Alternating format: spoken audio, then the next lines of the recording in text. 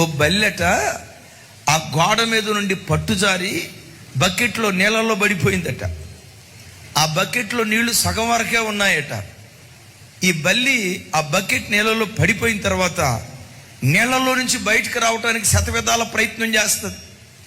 ప్రాణాపాయ స్థితి నుంచి పాపం అది తప్పించుకోవాలని తోక స్పీడ్గా ఊపుతుందట, కాళ్ళు స్పీడ్గా కదిలిస్తుందట.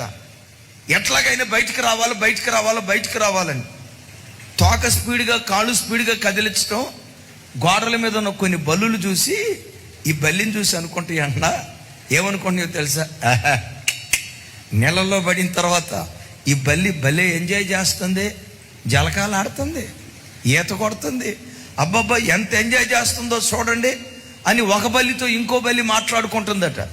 ఈలోపు ఇంకో బల్లి అంటదట, నిజమే మామ, ఆ బల్లి నీళ్ళల్లో పడి అసలు అంతకు మునుపు తోక ఎప్పుడైనా అంత స్పీడ్గా కదిలిచ్చిందా?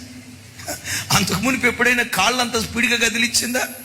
మనం కూడా నీళ్ళల్లో పడితే అంత ఎంజాయ్మెంట్ వస్తుందేమో అని గోడల మీద ఉన్న బల్లులు అనుకున్నాయట. నీళ్ళలో పడిపోయిన బల్లి అంటది, ఒరే మీకు దండం పెడతా, నేనేదో పడిపోతే పడిపోయా, నరకం అనుభవిస్తున్నా, దయచేసి మీరు పడవద్దురా, నీకు దండం పెడతా అని ఈ బల్లి అంటే గోడ మీద ఉన్న బల్లులు అంటాయంట, నువ్వు పొందుకున్న ఎంజాయ్మెంట్ మేము పొందుకోవటం నీకు ఇష్టం లేక కుళ్ళుపోద్దానివే, నువ్వు కుళ్ళుపోద్దానివి. నీకు ఎంజాయ్మెంట్ లేకపోతే తోక అంత స్పీడ్కి ఎందుకు ఊపుతావు, కాళ్ళు అంత స్పీడ్కి ఎందుకు ఊపుతావు? నీకేదో ఎంజాయ్మెంట్ ఉంది. ఈ బల్లి అంటది, మీకు దండం పెడతానే, నా బతుకు పాడైపోయింది, మీరు దోకొద్దు అంటది. మీరు చూడండి, కొడుకు తాగుబోతు తండ్రి దగ్గరికి వెళ్ళి, నానా నువ్వు తాగుతున్నావు కదా నానా, నేను కూడా తాగాలనుకుంటున్నా, ఈ విషయమై నీ అభిప్రాయం ఏంటి నానా అని ఇంటర్వ్యూ చేస్తే కొడుకు తండ్రి అంటాడు, నీకు దండం పెడతారా నాయన, నా బతుకెట్టుకుడి పాడైపోయింది. డాడీ నువ్వు పేకాట ఆడుతున్నావు కదా డాడీ, నువ్వు ఆడినట్లుగానే నేను కూడా పేకాట ఆడాలనుకుంటున్నా.